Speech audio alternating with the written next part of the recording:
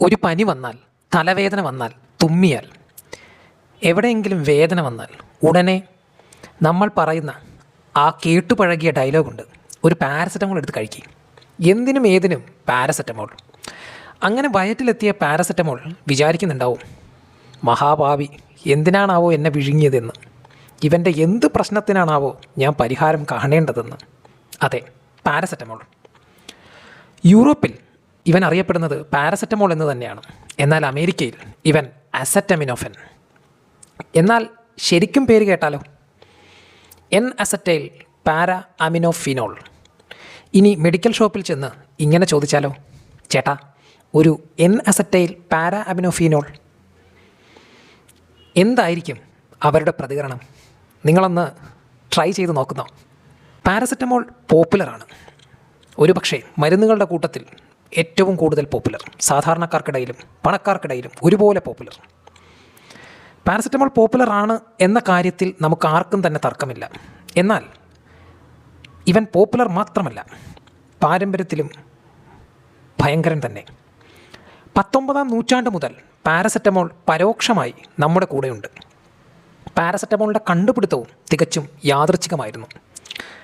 19-ാം നൂറ്റാണ്ടിൻ്റെ 80-കളിൽ 2 ഡോക്ടർമാർ വിരശല്യത്തിന് വന്ന പേഷ്യൻറ്റിന് നാഫ്തലീൻ കൊടുക്കേണ്ടതിന് പകരം അസറ്റാനിലൈഡ് കൊടുത്തു. പക്ഷേ തങ്ങൾ കൊടുത്ത മരുന്ന്, അതായത് അസറ്റാനിലൈഡ് കഴിച്ച പേഷ്യൻറ്റിൻ്റെ ബോഡി ടെമ്പറേച്ചർ കുറഞ്ഞു. എന്നാൽ വിരശല്യം മാറിയില്ല. ആ 2 ഡോക്ടർമാർ ഉടനെ തങ്ങളുടെ കണ്ടുപിടുത്തം ഒരു സയൻറ്റിഫിക് പേപ്പർ ആയി പ്രസിദ്ധീകരിച്ചു. അങ്ങനെ അസറ്റാനിലൈഡ് ആൻറ്റിഫെബ്രിൻ എന്ന പേരിൽ വിപണിയിലെത്തി. അസറ്റാനിലൈഡ് ഒരു ആൻറ്റിപൈററ്റിക് ആയാണ് മാർക്കറ്റിലെത്തിയത്. ആൻറ്റിപൈററ്റിക് എന്ന് പറഞ്ഞാൽ ശരീരത്തിൻ്റെ താപം കുറയ്ക്കുന്ന മരുന്ന്. അപ്പോൾ നിങ്ങൾ വിചാരിക്കും, ഷെടാ എവിടെ പാരസെറ്റമോൾ എവിടെ? ഒരു കാര്യം നമ്മൾ മനസ്സിലാക്കണം, പാരസെറ്റമോളാണ് നായകൻ. വരാൻ ടൈം എടുക്കും, വെയിറ്റ് മതി. അങ്ങനെ അസറ്റാനിലൈഡ് മാർക്കറ്റിലെത്തി. പക്ഷേ അതിന് ഹൈ ടോക്സിസിറ്റി ആയിരുന്നു. ഏതിന്? ഈ അസറ്റാനിലൈഡിന്.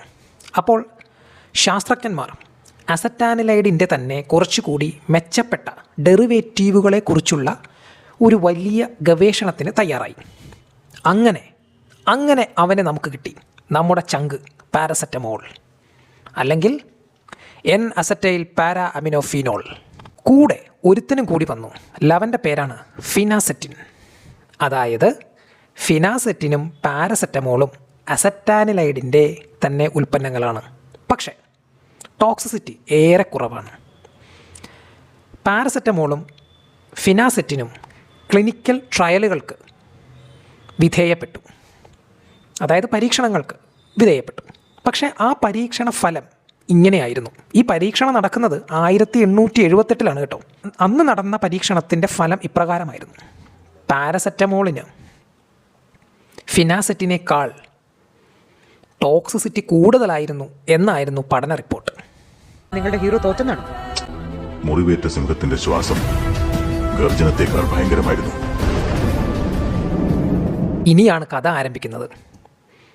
പിന്നീട് എന്ത് സംഭവിച്ചു എന്നുള്ളത് നമുക്ക് അടുത്ത വീഡിയോയിൽ ചർച്ച ചെയ്യാം. നന്ദി, നമസ്കാരം.